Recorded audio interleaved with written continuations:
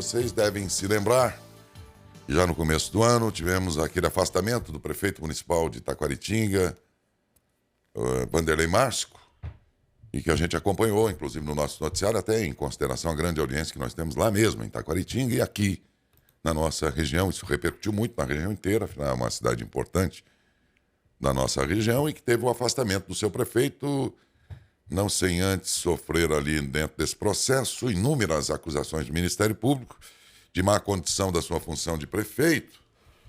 E depois disso, em seguida, veio a posse do vice, que também renunciou, o presidente da Câmara, que também renunciou, foi eleito uma nova mesa diretora da Câmara para dali extrair o prefeito, que atualmente o Luciano é quem está como prefeito do município, depois de toda essa situação que avançou aí meses afora, nos meses seguintes. Muito bem. Nos últimos dias, porém, o processo continuou, evidentemente. Tanto o de afastamento quanto aquele que apura supostas irregularidades cometidas, no caso aqui, no particular aqui, de falhas no repasse de verbas ao Instituto de Previdência do Servidor Municipal de lá, o IPRENT, por esse ponto das supostas irregularidades elencadas, nesse particular das falhas no repasse de verbas, a Justiça condenou agora nos últimos dias o prefeito afastado, por improbidade administrativa, que, no caso, resulta, entre outras coisas, na suspensão dos direitos políticos dele por 12 anos. É verdade que cabe recurso, mas vamos entender melhor, porque virou um imbróglio tal que hoje pode misturar na cabeça das pessoas o afastamento, as acusações todas, com essa decisão aqui, que é particular deste item, repasse de verbas ao IPRENT. Vamos entender melhor em que pé que está esta situação, agora ao vivo, para os nossos ouvintes daqui e de Taquaritinga também, que são muitos interessados nesse assunto, evidentemente, o doutor Marcelo Vanin. Ele é o advogado do prefeito afastado, Vanderlei José Márcio. Bom dia, doutor Marcelo. Bom dia, Daércio. Bom dia, ouvintes da Saudades FM. Bom dia aí a sua excelente e maravilhosa equipe. Muito obrigado. Estamos aqui à disposição para esclarecer aí as dúvidas que vocês têm a respeito desses casos. Como leigos, a grande dúvida que nós temos é de toda esta situação que é muito complexa e que é composta de inúmeras acusações pelo Ministério Público, e disso resultando, por exemplo, o afastamento. Agora, quando disseram, condenaram o prefeito, as pessoas pensaram assim, mas ele já foi condenado. Então confunde a cabeça. São coisas e momentos de um processo diferentes e podem confundir. Então vamos ver aqui. O afastamento foi uma situação, mas o processo segue, e agora esta decisão é relativa ao processo das acusações que ele responde, e apenas desse item, repasse de verbas do IPRENT, ou nesta decisão estão implicadas as outras supostas situações elencadas pelo Ministério Público, hein, doutor? Ok, então vamos lá. São dois processos distintos, tá? É uma ação civil pública, na verdade uma ação de responsabilidade por improbidade administrativa, que cuida em resumo, da gestão financeira do município. Neste processo, isso é de liminar, foi dado pedido do Ministério Público em relação ao afastamento do prefeito. Tá? Então, o afastamento dele se refere ao processo que cuida da gestão financeira do município como um todo, não só em relação às parcelas que deveriam ser repassadas para o Instituto de Previdência Municipal. Esse processo, da qual foi dado o afastamento dele, esse processo hoje ele está suspenso, porque foi requerida prova pericial contábil. O juízo lá de Taquaritinga, ele entendeu que não era necessária a produção dessa prova. Nós recorremos, entramos com agravo de instrumento no Tribunal de Justiça. O tribunal entendeu que deveria ser feita essa prova pericial e determinou a suspensão daquele processo até que essa perícia fosse realizada. Ok? Esse é um caso. O caso mais recente, que é de uma ação, inclusive mais antiga, ela cuida dos repasses do Instituto de Previdência Municipal, única e exclusivamente. E essa ação, nós tivemos aí a sentença que foi disponibilizada no Diário Oficial na sexta-feira, e ela condenou o prefeito à reparação do dano causado ao município, segundo a sentença, né? Que seriam o quê? Os acréscimos, as multas e os juros dos valores que deixaram de ser repassados. A gente entendeu que isso daí causou um prejuízo ao município, né? E esses acréscimos a essa dívida, elas deveriam ser ressarcidas pelo prefeito. Tá? Além disso, a gente pode até tratar disso se vocês quiserem, ele foi condenado a reparar o dano causado ao Instituto, que consiste nos repassos das contribuições não repassadas e recolhidas com atraso. Isso é um absurdo, é um absurdo jurídico. A gente pode até comentar sobre isso. Também foi decidido pela suspensão dos direitos políticos dele por 12 anos e as outras condenações acessórias de praxe nesse tipo de ação, que é a proibição de contratar com o poder público, receber benefícios ou incentivos fiscais, né? E é lógico, como você disse, isso daí ainda é passivo de recurso, nós vamos recorrer. Então, todas essas condenações elas não vão ter efeito imediato. E é lógico que nós esperamos aí reformar essa decisão no Tribunal de Justiça de São Paulo. A gente sabe que os assuntos são tão complexos e diferentes, e claro, nem sempre os juízes têm, ou quase sempre, eles não têm especialidade num determinado assunto para, por si só, tomarem uma decisão. Então, eles convocam peritos, né, pessoas, dependendo de cada assunto, para que opinem a respeito, ou pelo menos o oriente, né, sobre aquilo que está sendo, portanto, analisado dentro de um processo, né? Então, não é de se esperar que um juiz tenha especialidade em questões administrativas, financeiras, públicas e tal, não é? Mas, às vezes, não se tem esse perito, essa consultoria dentro de instâncias menores, né? Ao passo que em outras instâncias maiores talvez tenham, eu estou imaginando isso, uma orientação melhor de especialistas, dependendo do tipo de processo. Então, a minha pergunta é, a decisão tomada na instância de Taquaritinga leva em conta alguma orientação para o juiz numa decisão como essa e dentro de um assunto como esse tão complexo, doutor? Olha que interessante, Jair, que eu vou relatar para vocês. Tá? No preâmbulo aí da nossa conversa, você disse que fica difícil, né, para o leigo entender algumas situações. E realmente, às vezes, até para os advogados. Essa ação que cuida desses repasses do empreende, ela é anterior à ação do afastamento, tá, da gestão financeira. Como eu disse, naquela ação, por meio de um recurso, nós conseguimos suspender o processo para que seja realizada a perícia. Nessa ação do empreende, nós também requeremos perícia, que também foi indeferida pelo juiz de primeira instância. Nós entramos também com um recurso, né, pedindo para suspender o processo e fosse designada a perícia. E o Tribunal de Justiça negou nessa ação do empreende. Isso foi antes da negativa da perícia na outra ação que cuida da gestão financeira. Quem elaborou o recurso na ação financeira, esse recurso que obteve sucesso e suspendeu o processo, que determinou a realização da perícia, é um outro colega advogado nosso que também está trabalhando nesses casos, doutor Ângelo de Ribeirão Preto, que infelizmente veio a falecer recentemente, ok? E ele utilizou a mesma peça que eu havia feito nessa questão do empreende. Os recursos foram praticamente idênticos e a matéria era a mesma, ou seja, o juiz, como você disse, o juiz não entende de contabilidade pública, ele não é obrigado a entender. Por isso ele se vale do quê? Da prova pericial, né? E quando você fala de falta de repasse, de dívida, de má gestão, você tem que ter um perito contábil para avaliar essa situação, porque o juiz o juiz nem deve, ele não pode, não cabe a ele fazer contas, né? Fazer contas, apurar diferenças. Para isso ele tem que se valer do perito judicial. Então veja bem, 2 processos, 2 recursos idênticos, em um foi concedido a suspensão do processo, determinando que fosse realizada a perícia, em outro não.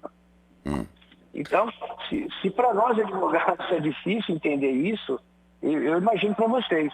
E essa é uma situação corriqueira na nossa profissão, na nossa área. Já outros advogados ouvindo aí essa nossa conversa, eles vão me dar razão, porque eles passam por isso dia a dia. São semelhantes decisões diferentes.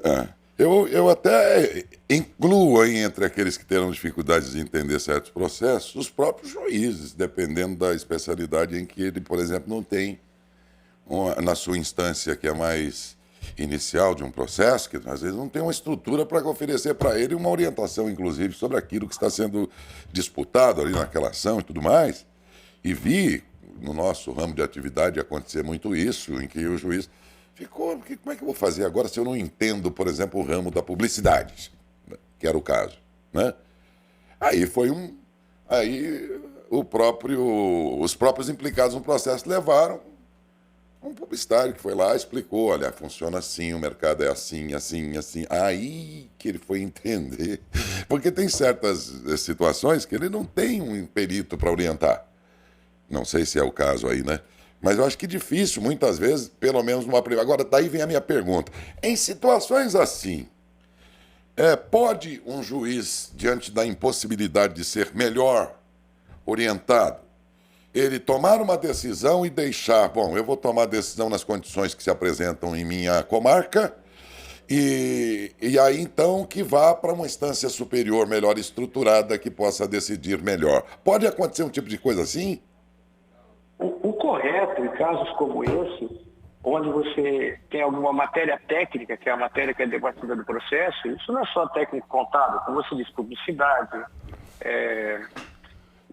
questões médicas, questões envolvendo ciências exatas, todas as questões que fogem do direito, porque o juiz ele conhece o direito, mas ele não é obrigado a conhecer outras situações. Ser especialista em tudo, Ser especialista em tudo, tá? A lei, ela já prevê, né, essa possibilidade de ser nomeado uma perícia técnica, por isso é uma perícia técnica. Existe essa previsão e esse é o correto, tá? Longe aí de querer criticar a atuação dos juízes nesse processo que nós estamos comentando, mas o prudente, diante da importância do caso, não só para as partes envolvidas, mas é um caso que envolve toda uma sociedade, né, ele deveria ser prudente e chamar um técnico, a consulta de um técnico, para entender melhor essa situação. Até mesmo porque nós, advogados, também não somos técnicos. Nós damos os caminhos na defesa ou na peça inicial do que nós queremos e de como nós precisamos chegar a esse conhecimento do processo para ele ser julgado. Mas nós também não somos técnicos, por isso nós pedimos perícias em processos. As acusações... E eu reputo que essa é uma falha grave, inclusive, nesse processo, de não ter havido uma prova pericial. Por quê? Porque existe todo um contexto histórico e que não foge da contabilidade que envolve essa questão do empreende. Porque da forma como está sendo divulgado, da forma como o próprio Ministério Público colocou na petição inicial, a impressão que dá é que o Vanderlei foi o único responsável pela situação calamitosa que hoje afeta o Instituto de Previdência. Mas essa é uma questão histórica que, se você me permitir, eu posso até relatar para vocês. O caso do Iprente, a gente sabe que se arrasta há muito tempo, mas, se você permitir aqui, eu estou extraindo aqui, num dos pontos da condenação, a seguinte situação e consideração do magistrado. Ele diz que desde o início do primeiro mandato do prefeito, vamos lembrar que o prefeito se reelegeu e estava já no segundo mandato, mas aqui a consideração é de que, nesse particular do Iprente, já o Iprente lá, para o ouvinte entender, é a previdência social dos servidores do município. Então, o prefeito é acusado de não ter repassado os valores para a previdência deles. Então, olha a consideração que ele faz, que é bem básica, e eu queria que você dissesse o que é que você, como é que você defendeu o seu cliente, no caso, diante da acusação que é simples de entender. Verbas não eram repassadas desde o princípio do primeiro mandato dele, corretamente, ao Instituto de Previdência dos funcionários da Prefeitura. Aí ele diz, ainda que a contribuição previdenciária nunca tenha deixado de ser descontada do salário dos servidores. A fonte desse dinheiro era o próprio salário dos servidores, mas, como se diz, o dinheiro não foi para o IPRENT. Como você defendeu o prefeito afastado diante dessa situação, doutor?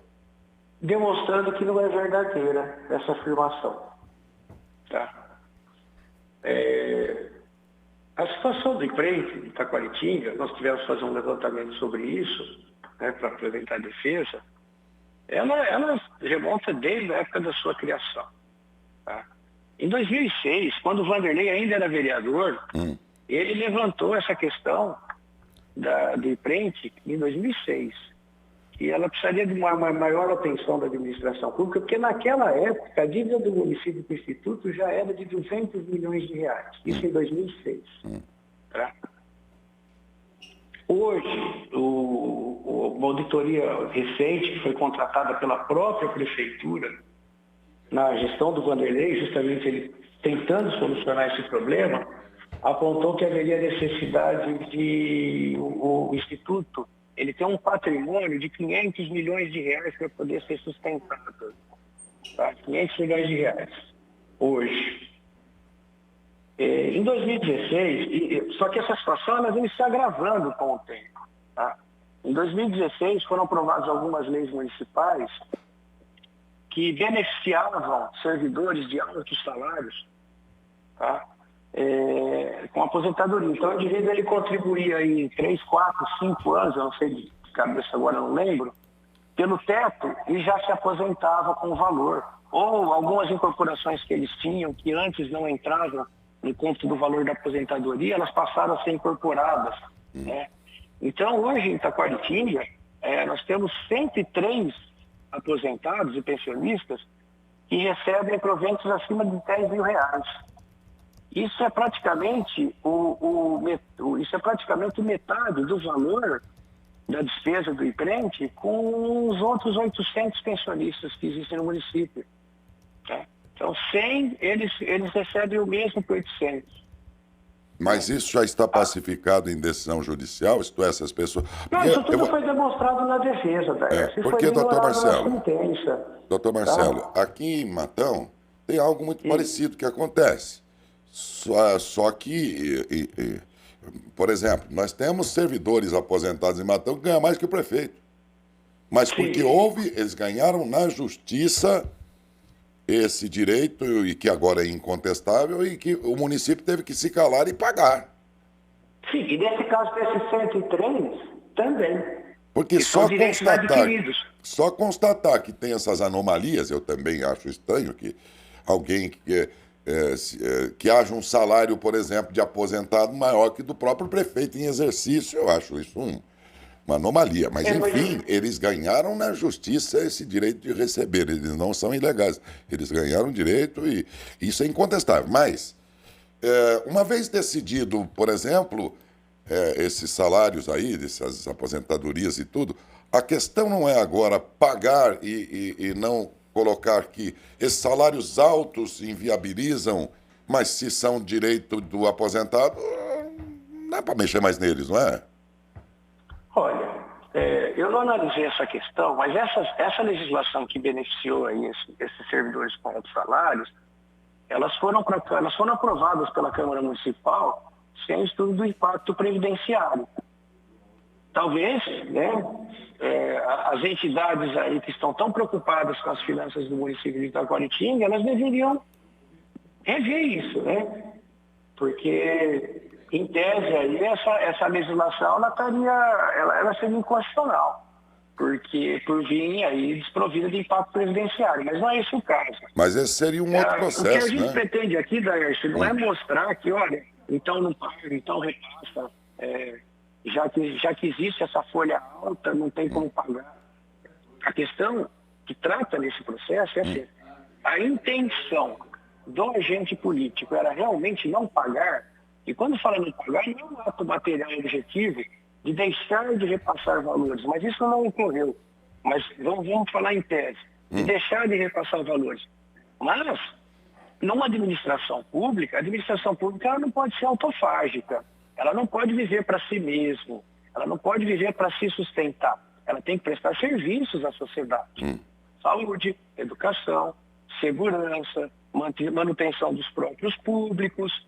Então, é complicado quando você tem uma situação de cobertor curto, como é o caso do município de Taquaritinga, você dá a impressão de que o mais importante para o município é pagar a aposentadoria, pagar servidor. Não que isso não seja importante. É importante. Tem que se achar uma equação. O problema existe. Não estamos negando o problema. O problema ele existe. Mas, muitas vezes, quando você chega numa situação de cobertor curto, nós já explicamos na nossa conversa anterior sobre outro processo, que tivemos aí algumas intercorrências que levaram a um período de desequilíbrio das contas públicas, opções têm que ser feitas. Né? Opções têm que ser feitas. E vamos falar o seguinte, os aposentados pensionistas deixaram de receber em Taquaritinga durante a gestão do Vanderlei? Não. Houve atraso, que se houve, foi de 8 dias.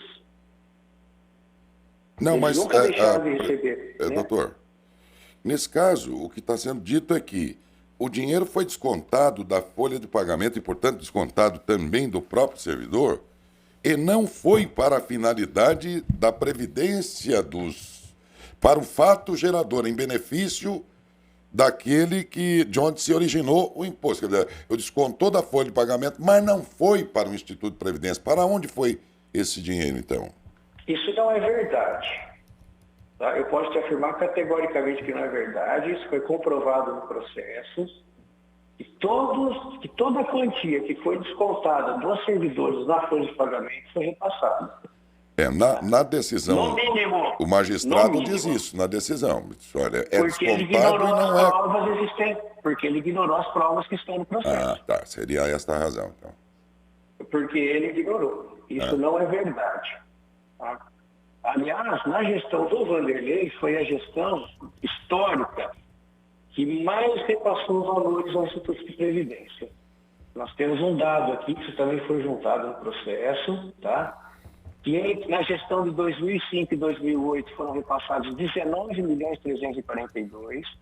Na gestão de 2009 e 2009 foram repassados 36 milhões. Na gestão de 2013 a 2016, 46 milhões. No primeiro mandato do Vanderlei, 78.253 e até o afastamento dele, 76.776. Ou seja, na gestão do Vanderlei foram repassados 155 milhões de reais para o Instituto de Previdência, mais que o dobro do que a soma das outras gestões. E então, isso também está aprovado no processo e isso foi ignorado na sentença. Ok. Bom, o fato é que aqui também no corpo da notícia a gente chegou a anunciar que contra essa decisão cabe recurso. Vocês vão procedê-lo? Sim, nós vamos recorrer dessa decisão. Há outros processos? Quantos são ao todo, mais ou menos, os processos decorrentes daquilo que foi elencado pelo Ministério Público lá nas acusações como supostas irregularidades? Quantos resultaram em quantos processos? Hoje judiciais existem. O Vanderlei tem 3 ações civis públicas hoje em andamento. 3 ações. Essa é uma delas. Ações de probidade administrativa. Quando eu sou advogado antigo, eu ainda uso expressões antigas, né? São ações de responsabilidade por probidade administrativa. São 3. E aí, vamos ver, isso vai ter que caminhar. Sabe-se que muito bem que improbidade é uma coisa que fica clara e ganha corpo, ganha consistência quando você tem o dolo. Então, aí tem toda essa questão de ser considerada se houve dolo ou não, porque não havendo intenção é uma coisa, tendo a intenção é outra, e vai dar um caminho muito longo aí pela frente. Nesse particular da questão dos repasses, portanto, a decisão de primeira instância foi essa. As demais ações já tiveram decisão local? Aquela a que trata sobre a gestão financeira, não. Não? Uma mais antiga, a respeito de uma contratação que foi feita para a reforma de uma praça da cidade, a construção de uma fonte luminosa, nós conseguimos sucesso na primeira instância. O Ministério Público conseguiu anular a sentença, né? Não é que ele reformou, ele anulou. Ela voltou para a primeira instância justamente para a realização de perícia. Então, estamos aguardando a realização da perícia. Aguardar, então. Doutor, muito obrigado, viu, doutor Marcelo? É bom explicar porque são tantas situações ali sendo examinadas ou em trâmite nesse momento, e aí pode confundir as pessoas. Não, mas veio um afastamento, são coisas que vão caminhando, ainda que dentro de um mesmo tempo, porém são situações diferentes. Então, que fique claro, o que foi julgado no momento que cabe recurso, que já foi inicialmente em primeira instância, é o repasse de valores, né, ao IPRENTE. Né? Os demais seguem em seus trâmites aí sem ainda ter uma decisão local. E por isso é que nós conversamos com o doutor Marcelo Vanin. Ele é advogado do prefeito afastado de Taquaritinga, Vanderlei Márcio, e enumerou aí as razões todas e também considera finalmente que vai realmente recorrer desta decisão à instância superior. Muito obrigado, doutor Marcelo, aliás, pela gentileza. Nada, Décio, estamos sempre à disposição. Tá? Um bom dia para você, para os ouvintes e para a sua equipe. É nós que agradecemos. Doutor Marcelo, aliás, sempre muito gentil aí, é um excelente advogado dentro dessa área do direito administrativo, mas pelo menos em ações desse tipo, tanto que, evidentemente, foi contratado, dadas a gravidade das acusações, né? Para se defender, o prefeito o contratou, ele que está funcionando na defesa do prefeito afastado de Taquaritinga, Vanderlei José Marsico.